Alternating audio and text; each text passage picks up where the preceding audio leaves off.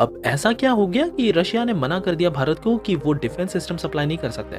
काफी रिपोर्ट्स में ये कवर किया जा रहा है, लेकिन आज मैं आपको बताऊंगा कि असली सच्चाई क्या है। भारत ने रशिया के S400 डिफेंस सिस्टम को खरीदा है।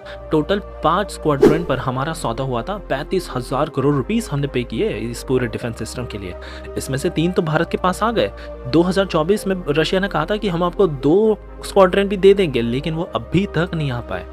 इसके ऊपर हाल ही में रशिया की तरफ से बयान आता है, रशिया यूक्रेन वॉर के चलते हमें दिक्कत आ रही है और इसी रीजन के चलते 2 से 2.5 साल आपको डिले का सामना करना पड़ेगा और अगस्त 2026 तक आपको हम वो बची हुई 2 स्क्वाड्रन भी पूरी तरह से दे देंगे। अब सबसे खास बात यहाँ पर यह है कि रशिया ने मना कर दिया कि भारत के रुपीस को वो एक्सेप्ट नहीं करेंगे, क्योंकि उनको काफी दिक्कत आती थी। सो रशिया ने भारत को कहा कि आप चाइनीज करेंसी में पे कर दीजिए हमें इस S400 के लिए।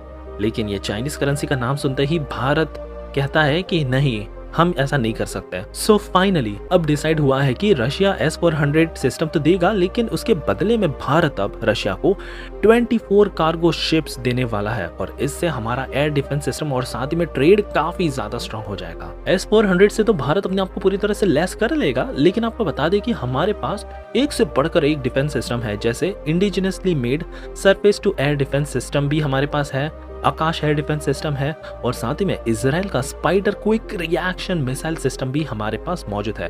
लेकिन ये जो रशिया का है ना S400, ये तो एक बहुत बड़ा गेम चेंजर साबित होगा, क्योंकि भारत को जो मिल रहा है वो 400 किलोमीटर रेंज वाला है।